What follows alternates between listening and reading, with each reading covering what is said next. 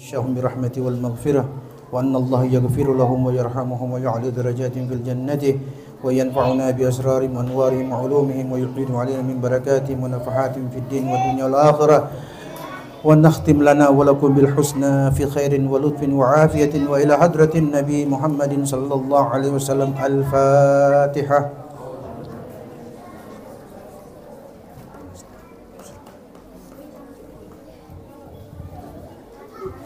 Bismillahirrahmanirrahim. Assalamualaikum warahmatullahi wabarakatuh.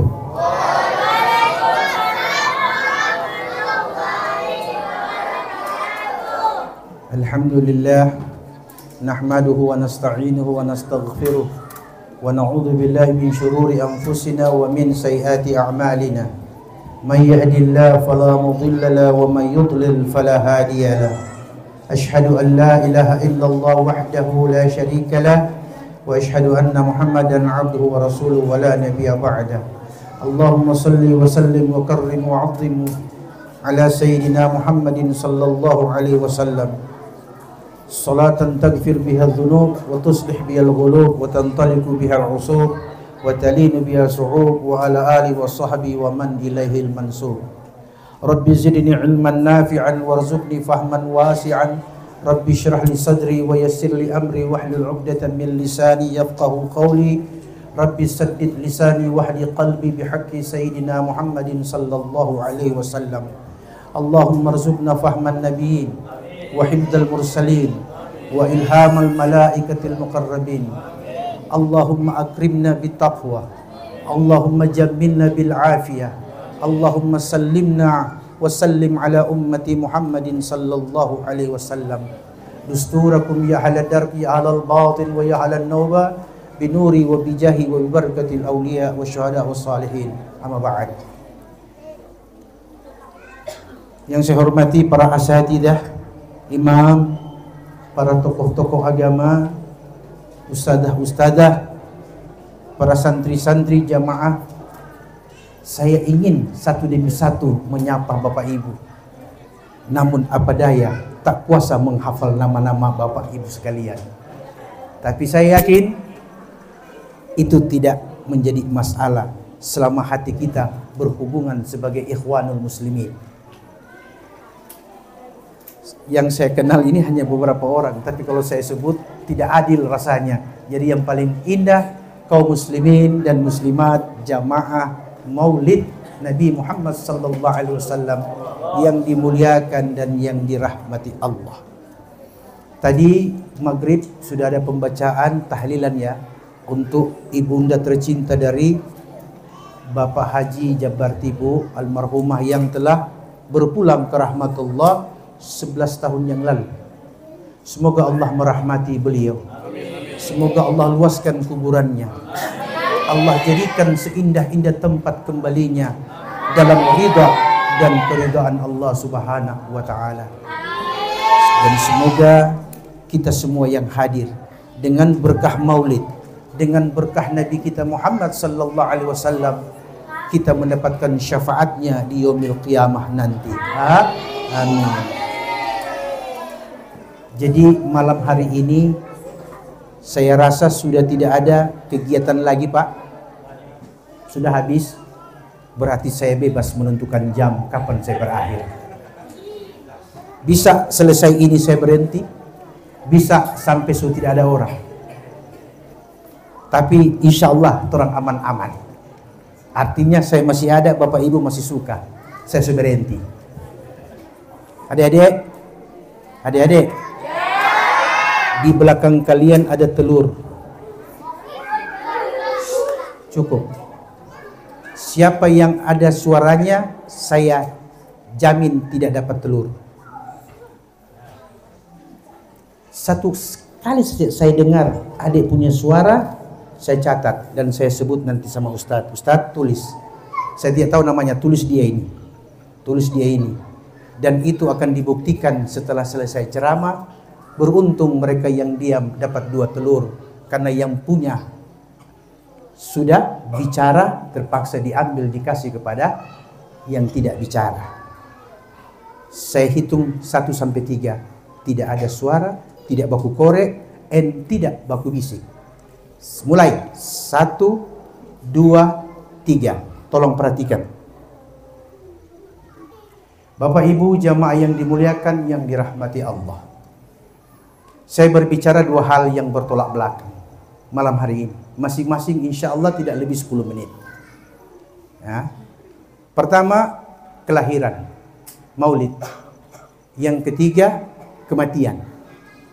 Kenapa? Karena sebagian ulama mengatakan tanggal 12 Rabiul Awal hari lahirnya Nabi, dan di bulan dan di tanggal yang sama juga mereka mengatakan hari wafatnya baginda Nabi Muhammad sallallahu alaihi wasallam.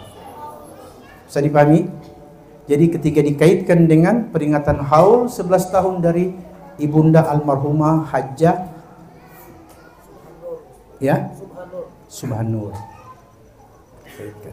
Mana kita mau mulai? Maulid dulu atau takziah dulu? Ya, takziah dulu ya. Kalau maulid beberapa masjid jaga bikin, jadi syukur ulang-ulang tuh laqad kana lakum fi rasulillah uswatun hasanah ya. Oke. Kita mulai dengan takziah. Kalau sebuah kacamata begini itu berarti sudah terkendali situasi dan kondisi. Saya simpan. Bapak Ibu jamaah yang saya muliakan, yang dirahmati Allah. Alhamdulillah hari ini tidak ada anak-anak di dalam masjid. Tidak ada anak-anak. Karena saya tidak dengar suara anak-anak. Dalam Quran surah Al-Ghafir. Surah apa Bu? Al-Ghafir. Ayat 11. Siapa adik-adik yang sudah hufadul Quran, yang sudah sampai di surah Al-Ghafir? Angkat tangan. Sudah ada? Dia punya ustazah? Ustadz? Ada? Soalnya saya mesti hati-hati bicara ayat di sini, Pak. Karena kalau salah baca, dorang bilang salah belajar di Ustadz. Dari siapa? Karena kita pakai hafalan orang dulu, sedangkan Raudatul Huffaz memakai metode hafalan orang sekarang. Dorang sampai di ayat dengan dia nomor ayat don't tahu. Orang yang penting setahu tahlil atau tak tahu baca 1, 2, 3 ayat sebelum jadi imam, bukan imam masjid, imam di rumah. Bisa dipahami nih? Nah, Quran surah Al-Ghafir ayat 11. Apa bunyinya? Wa qala alladziina kafaru rabbana amattana thnataini wa ahyaitana thnataini fa'tarafna bidhunubina fahal ila khurujin min sabil. Al-Ghafir ayat 11. Az-Zumar ayat 42. Allahu yatawaffa anfusa hina mautiha wallati lam tamut fi manamiha fayumsiku allati qada 'alaiha al-maut wa yursilul ukhra ila ajalin musamma inna fi dzalika la'ibratan li ulil albab inna fi dzalika laayatin liyatafakkarun. Saya jadi gugup baca ayat di sini, jadi gugup. Tapi insya Allah tidak salah yang saya baca tadi, karena hafalan sudah agak lama. Al-Ghafir ayat 11. Dan ketiga orang-orang kafir. Orang kafir di sini ada dua. Kafir asli dengan kafir semi. Kafir semi orang Islam yang tidak sholat. Kafir semi orang Islam yang tidak Jumat. Man taraka sholatan fardhan muta'ammidan faqad kafara jiharan, kata Nabi. Siapa yang sengaja meninggalkan salat 5 waktu, maka dia telah kafir kepada Allah dengan nyata, kata Nabi. Bagus mana? Kafir yang memang tidak percaya Allah dengan yang bilang Allah Tuhannya tapi tidak taat kepada Allah. Bagus mana? Bagus mana? Masih bagus yang tidak percaya Allah, karena memang dari awal mereka sudah bersikap tegas. Tapi yang muslim yang mengucapkan asyhadu an la ilaha illallah, hati-hati. Kalimat ini akan ditanya oleh Allah. Mana bukti la ilaha illallah? Iyyaka na'budu wa iyyaka nasta'in. Tidak ada. Yang tidak salat, dia lebih dahsyat kekafirannya daripada yang kafir yang tidak percaya Allah. Bisa dipahami? Wa qala alladziina kafaru rabbana amattana tsnatain. Orang-orang yang durhaka di kala hidupnya, kafir nyata dan kafir semi, kafir semi ya, kalau semi itu musim. Kafir semi, mereka ini berkata di hari kiamat, kata Quran Al-Ghafir ayat 11, Rabbana, dia menyebut Rabbana, bukan ilahana. Dia juga bukan mengatakan Allahumma, tapi dia menyebut Rabbana. Ayat 11 itu, Rabbana amattana tsnatain, Tuhan kami. Rabbana, Tuhan kami, kau telah matikan kami 2 kali. Wa ahyaitana tsnatain, kau pun telah hidupkan kami 2 kali. Karena kami sudah mati 2 kali dan hidup 2 kali, fa'tarafna bidzunubina, dengan itulah kami tahu dosa-dosa kami. Fahal ila khuruji min sabil, hari ini, hari perhitungan, adakah bagi kami jalan untuk lari dari tuntutanmu? Kata orang-orang kafir, kafir yang nyata dan kafir dari kalangan orang Islam yang tidak sholat. 2 kali, ternyata kita 2 kali mati, Bu. Baru 2 kali hidup.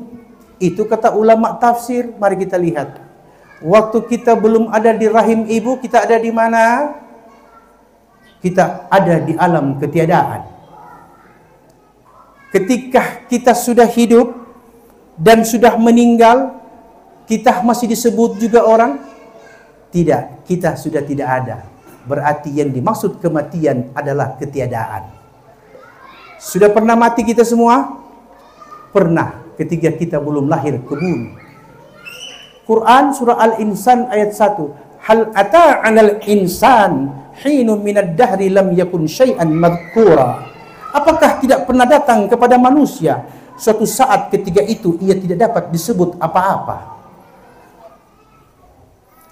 Waktu kita belum lahir, papa dan mama setahu orang di muka.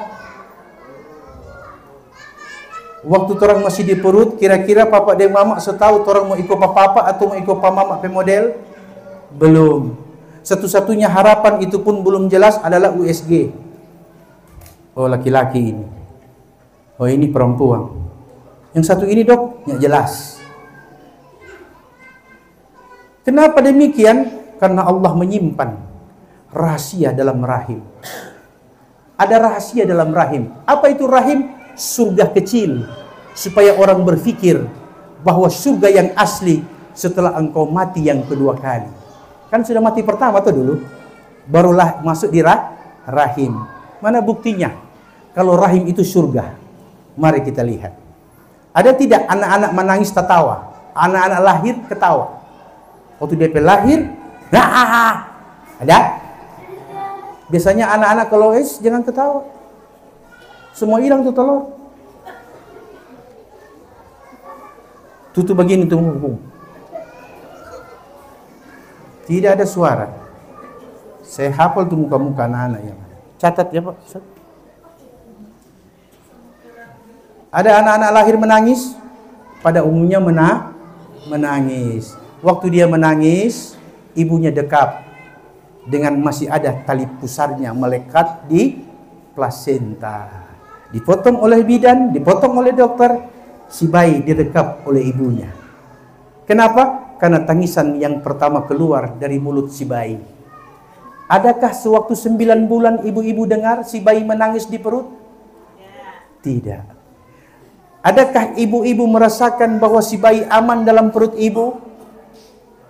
Aman. Kenapa? Ibu mau tidur balik kanan, balik kiri, yang penting yang barika. Si bayi tetap aman. Apakah ibu pernah lihat si bayi kencing dalam perut? Apakah ibu pernah lihat si bayi makan dalam perut?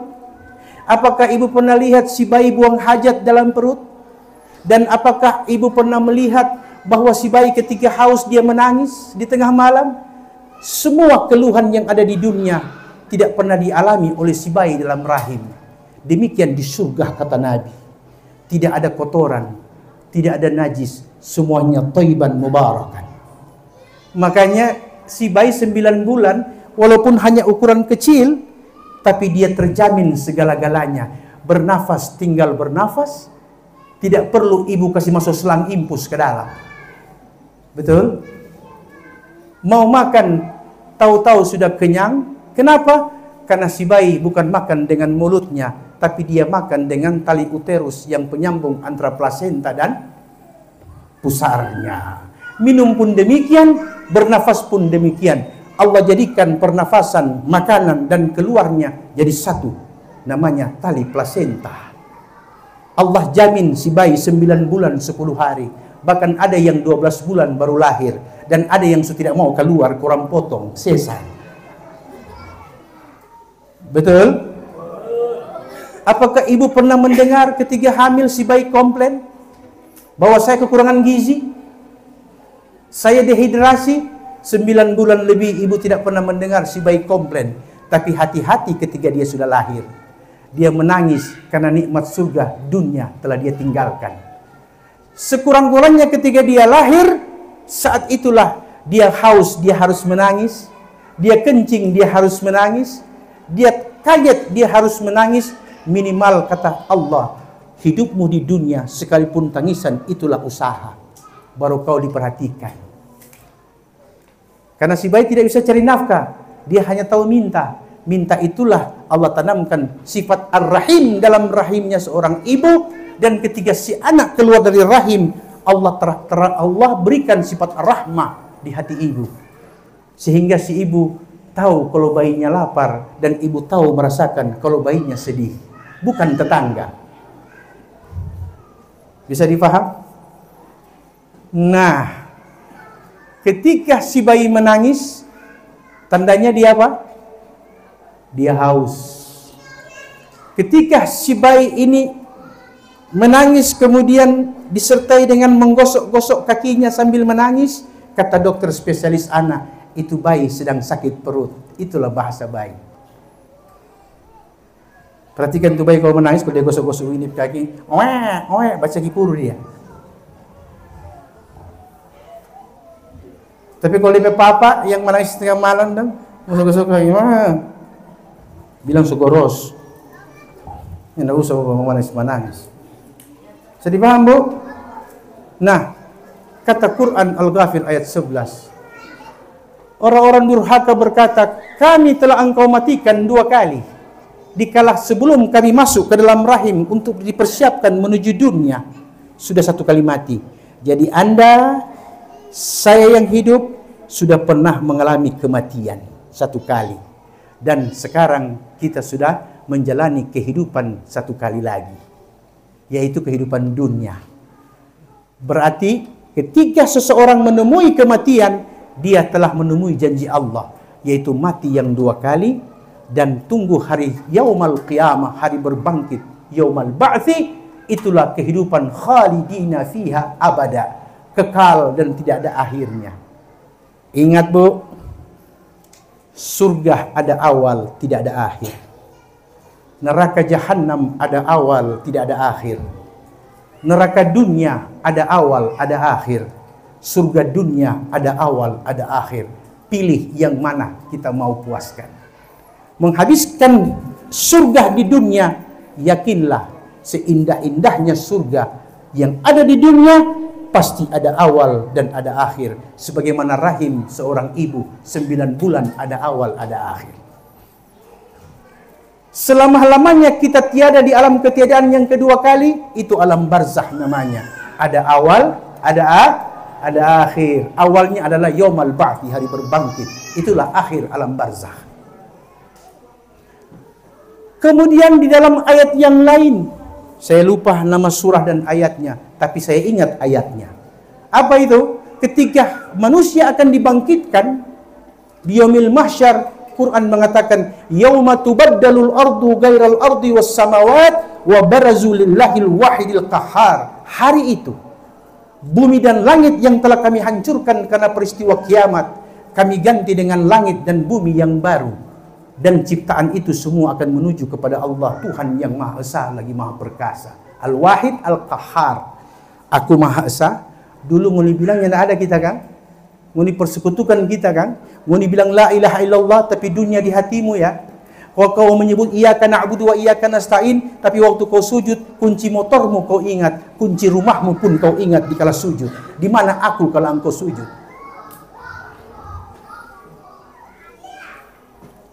Ya? Di dunia engkau menyebut la ilaha illallah, tapi pikiran dan hatimu tidak menuju kepada la ilaha illallah. Engkau habiskan umurmu dari pagi sampai malam, dari malam hingga pagi, hanya untuk mencari dirham, rupiah yang kau ambil cuma sedikit dari apa yang kau kumpulkan. Itulah kau beli makanan, itulah kau beli baju, dan itulah kau beli rumah, dan kau tidak pernah bisa menempati satu kaligus 2 rumah kecuali 1. Kau tidak mungkin mengendarai 10 mobil satu kali jalan, pasti cuma 1. Nah, yang 1 itulah yang kau nikmati, tapi bukan kau punya. Kenapa? Karena semua akan kau tinggalkan di tepi liang lahat. Istri berbagi harta Anda, anak berebut harta Anda, ponakan bisa ikut campur, paman juga boleh ambil alih, kakek juga masih mau tertarik dengan peninggalan Anda. Di situ masalahnya. Anda tidak dapat apa-apa karena Anda habiskan umurmu hanya mencari dunia, engkau lupa untuk bekalmu di akhirat kelak nanti. Apa itu bekal? Saya cerita sedikit. Ada seorang dermawan luar biasa. Dia punya dermawan sampai-sampai orang mengatakan ini bapak ini sudah gila. Hari ini 10 juta, besok 20 juta, besok 30, naik-naik terus dia punya sumbangan. Ditanya oleh seorang pemuda, "Om, ini tidak salah. Orang ini setengah mati mencari. Tapi Om ambur-ambur doi. Dintau sapa dari mana kasih. Yang penting dia bilang dia orang susah, kasih. Om tidak sayang doi." Dia bilang sama tuh anak muda, siapa bilang kita sayang doi? Kita ini orang paling sayang dengan doi. Kita paling cinta dengan doi. Sehingga kita rencana kalau kita mati kita mau bawa semua tapi doi. Tanya kasih tinggal dia 1 rupiah. Anak muda bilang bagaimana dia bicara Om? Dia bicara begini, titip pajanda janda. Titip di masjid, titip di pesantren, titip di rumah-rumah tahfidz, titip di orang fakir, duafa, titip. Karena di hari kiamat nanti kau akan menagih titipanmu itu, amanah yang kau titipkan kepada fuqara wal masakin. Quran surah Al-Hadid ayat 11. Man dzalladzi yuqridullahu qardan hasanan fayudha'ifahu lahu wa lahu ajrun karim. Siapa yang mau memberi pinjaman kepada Allah dengan pinjaman yang baik, maka Allah akan lipat gandakan pinjaman itu dan dia mendapat bonus pahala yang mulia. Allah meminjam. Cara Allah meminjam bagaimana? Kasih ke orang miskin, kasih ke masjid, kasih ke madrasah, kasih ke tempat-tempat sosial yang di dalamnya ada kemanusiaan dan rasa kasih sayang. Titip sama mereka. Di yaumil mahsyar Allah mengatakan, saya yang akan mengganti karena kita yang suruh bersedekah. Berarti jangan minta pada orang, minta pada kita. Kenapa? Ana al-Ghani, aku Tuhan Maha Kaya. Ana al-Wahhab, aku Tuhan Maha Memberi. Ana ar-Rahim, aku Tuhan yang pengasih. Semua sifat-sifat ini Allah tampakkan itu nanti di yaumil mahsyar. Makanya bismillahirrahmanirrahim ada 2 ucapan kasih sayang. Yang pertama Ar-Rahman, yang terakhir Ar-Rahim. Ar-Rahman berlaku bagi mereka yang taat dan durhaka, karena kalau tidak orang semua mati. Sifat Rahman Allah yang ada di dunia. Tapi Ar-Rahim ibu, Allah simpan kasih sayang Allah itu nanti di yaumil mahsyar. Baru Allah lihat siapa yang berhak mendapat Ar-Rahim dan siapa yang cukup di dunia dapat Ar-Rahman. Saya paham? Al-Ghafir ayat 11. Mati 2 kali. Hidup berapa kali, Bu? Hidup berapa kali? 2 kali. Kita seberapa kali mati? 1. Seberapa kali hidup? Sementara. Nanti kalau tiba waktunya ila ajalin musamma, baru kita menemui kematian yang kedua kali di alam barzah. Kita transit menunggu janji Allah, yaitu apa? Untuk hidup yang kedua kali. Hidup kedua kali inilah yang tidak ada akhir. Hidup abadi namanya. Makanya dinamakan alam akhirat, alam yang terakhir. Bisa dipaham? selesai masalah, hidup 2 kali, mati 2 kali. Fadhal, Pak. Mana Ustaz punya air? Ibu-ibu kalau ada air minum dulu. Saya mau minum dulu ya. Allahumma shalli. Saya lanjut. Ada perbedaan. Kalau di rumah kita berdiri dan duduk nyala orang lihat, hanya kita yang tahu. Tapi kalau di muka banyak orang duduk, supaya orang lihat sunnah Nabi. Ya begitu. Dan itu semua ada pada orang. Orang tidak usah melebih-lebihkan dan mengurang-ngurangkan. Pasti orang semua ada khilafnya. Artinya, kalau minum air biasa, sunnah duduk. Tapi kalau minum air zam-zam, sunnah berdiri. Kata Abu Hurairah, "Ra'aitu Nabi sallallahu alaihi wasallam yashrabu ma'a Zamzam qa'iman." Itu hadisnya. Saya melihat Nabi kalau minum air Zamzam, Nabi berdiri. Ada perbedaan, Bu. Kalau air Zamzam itu air yang lahir dari keberkahan karena kemuliaan Nabiullah Ismail. Paham? Karena lahir di depan Baitullah pada saat Nabi Ibrahim sedang membangun Ka'bah, maka berdiri menghormati Baitullah karena dari bawahnya lahir air Zamzam. Mungkin itu hikmahnya. Supaya jangan tak terus ke sana, kita balik ulang ke tema utama. Sampai di mana tadi? Sampai di situ. Hah? Hidup 2 kali selesai. Sekarang mari kita lihat Quran surah Az-Zumar ayat 42. Allahu yatawaffal anfusa hina mautiha. Allah yang mewafatkan orang ketika ia mati. Kata wafat. Wallati lam tamut fi manamiha. Allah juga yang mewafatkan orang yang tertidur di kala malam hari atau siang hari. Fayumsikul lati qada 'alaiha al-maut.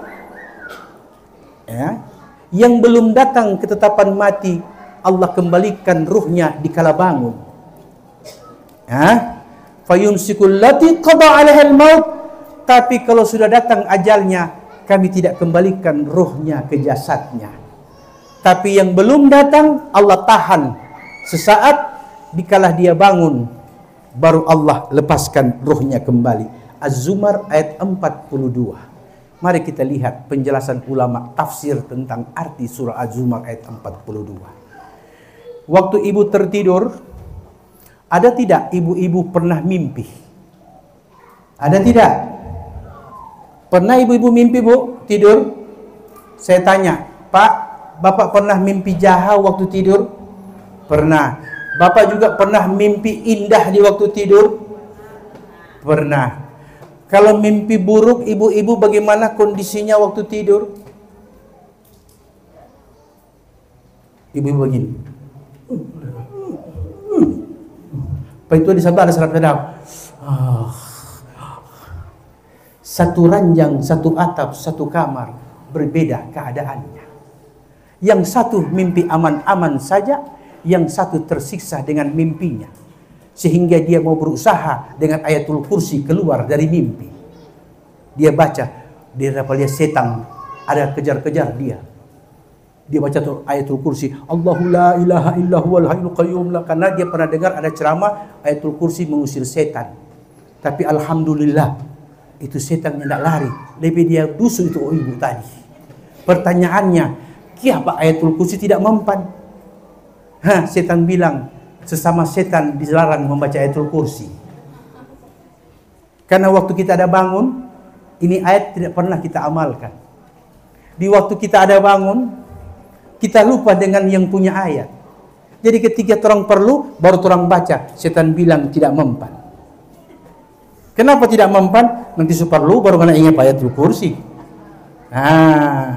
Tapi kalau orang-orang saleh, orang-orang yang hidupnya dengan amanah, sekali dia baca, tokcer doanya.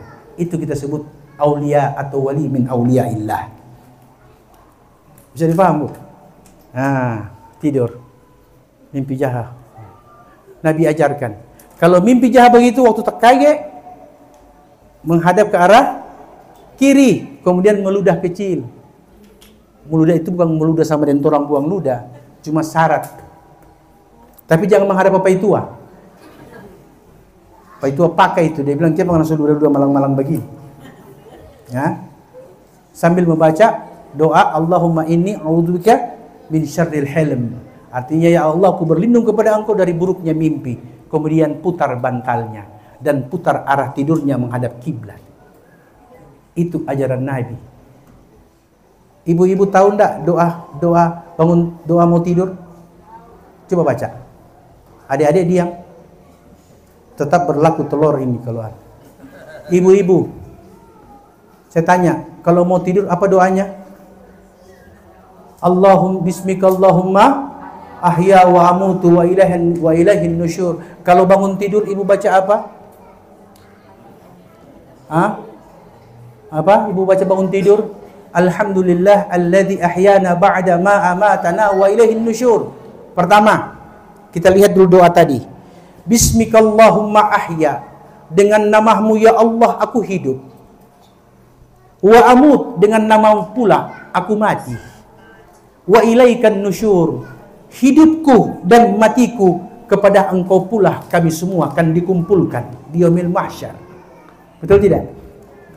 Artinya, hati-hati Bu, setiap doa dari Nabi yang di dalamnya ada ucapan bismillah berarti ada bahaya di situ. Berarti ada bahaya. Mau keluar rumah baca ibu apa? Bismillahi tawakkaltu 'ala Allah. Ada bahaya juga. Ibu-ibu mau makan sesudah baca Allahumma barik lana, baca apa? Bismillahirrahmanirrahim. Ada bahaya juga. Minimal tatigo. Itu bahaya makan.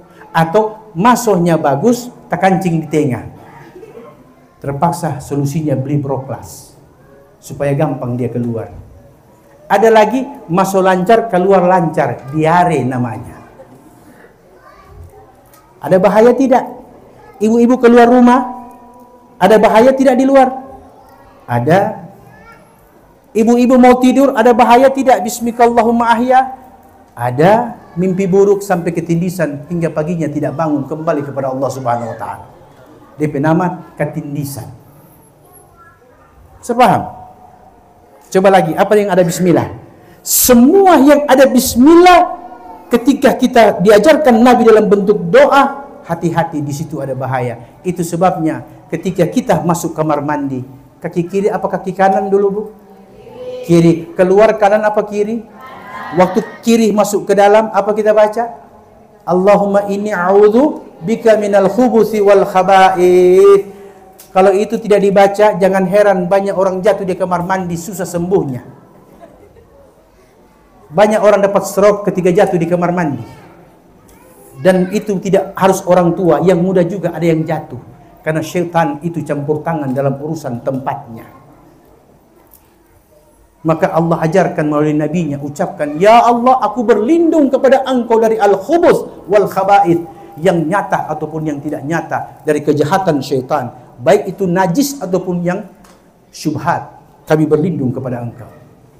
Bisa paham? Waktu keluar ibu baca apa? So keluar, so buang, so semua-semua, so bersih. Ibu baca apa? Gufranaka alhamdulillah alladzi apa? Adhibil anni al-ada. Ya Allah, ampunanmu aku harapkan. Kenapa gufranaka baru alhamdulillah? Karena gufranaka itu menunjukkan bahwa keluar dari kamar mandi, keluar dari WC, ucapkan permohonan ampun kepada Allah. Karena waktu ibu bastor tadi, entah itu kencing atau tinja, ibu tidak pernah tahu yang mana harta halal yang masuk, yang mana syubhat dan mana yang haram. Oh, kita kan yang jual, kita kan batoko. Iya, batoko. Tapi yang belanja di situ orang-orang saleh atau campur? Campur. Yang saleh pasti uang halal dia belanja. Yang campur ini yang syubhat. Makanya hanya harta yang halal yang wajib keluar zakat. Harta yang berkah tidak wajib keluar zakat, tapi hanya sedekah. Bingung kan? Saya ulangi. syaratnya untuk kasih keluar zakat harta halal apa harta haram? Halal. Innallaha thayyib la yaqbalullah illa thayyiba. Allah Maha baik, Allah tidak akan menerima kecuali yang baik pula. Makanya ada orang habis dia korupsi, dia bilang dia mau bersedekah di masjid. Percuma, lebih baik simpan. Karena Allah tidak akan menerima uang yang bersumber dari yang haram. Nah, setelah dapatkan harta yang halal, pencuri datang belanja di toko, penipu datang, yang bekerja di kebun dengan suara lelahnya datang, semua datang bercampur, dan ibu tidak tahu pendapatan hari itu mana yang haram dan mana yang tidak haram. Maka ulama mengatakan harta yang halal ada syubhatnya di dalam dan ada kotorannya. Itu sebabnya Allah katakan kasih keluar 2,5% baru yang subhat bersih daripada hartamu. Yang tertinggal itulah harta yang ada berkah. Allah tanya, sekarang yang tertinggal mana lebih banyak? Yang keluar 2,5 atau yang tertinggal? Yang tertinggal. Kalau kita punya harta 1 juta, keluar 2,5, berarti hanya 25.000 yang dikasih keluar kotorannya. Yang sisanya 900 ya, 975.000 itulah harta berkah. Allah tanya, sekarang ini harta seberkah, maunya enggak kita lipat gandakan? Fa yudha'ifu lahu ajra wa lahu ajrun. Mau ya Allah. Allah bilang, kalau begitu yang ngana suka kasih keluar 25.000 tadi, ngana ambil seberapa ngana mau, kau kasih sedekah. Jadi sedekah itu dari harta yang sudah keluar zakat. Tapi orang putar, orang yang tidak rekening itu DP wajib, orang sambaran kasih. Ini yang membuat kenapa orang masih kena musibah. Tidak ada jaminan Allah untuk menjaga harta kita, karena kita tidak mau bertanya kepada orang yang berilmu. Hitung berapa pendapatan 1 tahun, kemudian berapa pengeluaran makan minum, tidak masuk pulsa, tidak masuk Kentucky Fried Chicken, dan tidak masuk mall. Tidak boleh ambil dari situ. Yang harus dihitung 1 bulan berapa jiwa yang hidup, dan berapa harta yang sudah yang mesti kita dapati dalam 1 tahun. Misalnya kita dapat 50 juta dalam 1 tahun, masih kotor. Potong beras 1 tahun, orang makan 5 orang, kurang lebih 5 karung 1 tahun, 5 karung. Kasih keluar dari 50 juta, berapa 1 karung tadi itu harganya? Sudah keluar, ada sisa lagi, masih. Apa itu? Kita ada kredit di bank, kasih keluar dulu kredit di bank. Ada lagi, apa? Kita pe anak pe sekolah, kita pe anak pe kuliah, kita pe anak semua kebutuhan pokok kasih keluar dari 50 juta tadi. Oke? Ini keuntungan maksudnya. Setelah sudah keluar semua, tidak ada lagi keperluan, tidak. Bensin untuk kantor, untuk semua sudah dipotong semua, masih tersisa kurang lebih 10 juta, katakanlah sebagai contoh. Maka yang 10 juta itulah yang dikali 2,5%, bukan yang 50 juta tadi. Itu cara mengeluarkan zakat. Oleh sebab itu, hati-hati. Zakat keluar dari harta yang halal, dan sedekah keluar dari harta yang ada berkahnya. Itu yang Allah lipat gandakan. Supaya paham. Terakhir, ini terakhir betul, Bu. Ketika kita bangun dari tidur, ini bangun dari tidur, Ibu. Ibu ucapkan apa? Apa, Ibu? Alhamdulillah alladzi ahyana ba'da ma amatana wa ilaihin nusyur. Segala puji bagi Allah yang telah memberi saya hidup sesudah Ia mematikan semalam. Nah, waktu Ibu keluar dari kamar, dari tempat tidur, Ibu berdiri, Ibu, biasanya Ibu kemana? Perhatikan perbedaan antara Ibu dan Bapak. Ibu, kalau bangun dari tidur, asal tidak keburu-buru, Ibu langsung cari cermin dan sisir. Bapak bangun dari tidur, langsung cari kamar mandi. Itu bedanya kan? Nah, sekarang itu soal kebiasaan. Mari kita lihat soal tugas. Apa perbedaan tugas Bapak dan tugas Ibu? Ibu, ya, Bapak tugasnya mencari nafkah. Dia keluar pada waktu matahari terbit dan dia kembali ke rumah setelah matahari terbenam. Itu tugas bapak, mencari nafkah. Tapi tugas ibu, dari mulai matahari terbit sampai terbenamnya mata bapak, baru selesai tugas ibu. Sudah paham? Yang sudah kawin paham ini, yang belum kawin belum tenang-tenang saja. Kenapa? Sebelum mata bapak terbenam, ibu punya tugas dan kewajiban belum selesai. Kalau bapak sudah aman, ibu sudah boleh atur tidur. Berarti situasi aman dan terkendali. Baru baca doa. Bismika Allahumma ahya wa amutu wa ilaihin nusyur. Tidurlah dengan aman. Sambil berharap semoga besok dapat rezeki lebih banyak lagi. Terakhir, saya tutup dengan sebuah kisah. Mau dengar kisah terakhir, Bu? Kisah. Begini kisahnya. Ada satu orang kerja sama orang kaya. Ketika dia kerja, ini orang kaya bilang begini, kau punya tugas cuma mau isi ini bak mandi. Tapi itu air ambil di parigi yang ada di bawah.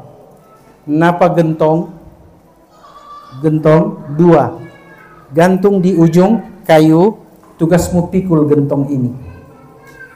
Pikul begini, jadi kiri kanan ya. Jadi dia turun ke bawah. Ternyata, Bu, gentong yang sebelah kiri ada bocornya. Dia rajin ambil. Biasa kalau dia ambil pagi air sebelum matahari di tengah, bak sudah full. Tapi kali ini kenapa sudah asar, bak belum full. Tanpa dia sadar, gentong yang sebelah kiri airnya menetes. Waktu dia mengadu kepada tuannya bilang, kenapa sudah sore belum selesai pekerjaanmu? Tidak, Tuan. Masalahnya saya tidak tahu kenapa kali ini ada masalah. Masalahnya apa? Wallahu alam. Coba kata tuannya, kau periksa, kau punya gentong air. Diperiksa, oh ternyata ada bocor. Ada bocor. Tuannya bilang, ini yang membuat sampai ini bak susah untuk full. Ya, tapi apa kata si tuan? Tidak usah khawatir, tidak usah khawatir. Setiap yang bocor dan yang utuh semua ada hikmahnya kalau kau mau belajar. Itu kata si tuan. Ternyata orang saleh tuannya. Betul. 1 bulan kemudian, 1 bulan kemudian dia melihat, kenapa cuma ini jalan yang di sebelah kiri ini yang ada tumbuh rumput-rumput dan tanaman, yang sebelah ini tidak ada yang tumbuh. Dia heran dan dia bertanya, Tuan, kenapa yang kiri ada tumbuhan, yang kanan tidak ada tumbuhan? Kata tuannya, kau telah berbagi air setetes demi setetes, yang kau ikhlaskan jatuh dari tongmu, kau ambil dengan tenagamu, Allah ganti dengan tanaman yang menghijau. Artinya, ketika dapat nikmat, syukuri. Ketika dapat musibah, sabar. Dari kesabaran lahir pertolongan Allah. Ista'inu bis sabri was salah. Bukan ista'inu bis salah was sabri. Allah hanya bersama orang yang sabar. Ketika seorang ibu berkata, so sampai sini kita pe batas sabar ya. So cukup kita pe sabar. Kalau sekarang bagi apa? Sekarang kita sudah mau bersabar. Berarti saat ucapan itu keluar, kata ulama, saat itu Allah meninggalkan dirinya. Karena dia sudah tidak sabar. Karena Allah bilang, Allah hanya bersama orang yang sabar. Wallahu musta'an, wabillahi taufiq wal hidayah. Assalamualaikum warahmatullahi wabarakatuh. Adik-adik, lulus semua. Silakan ambil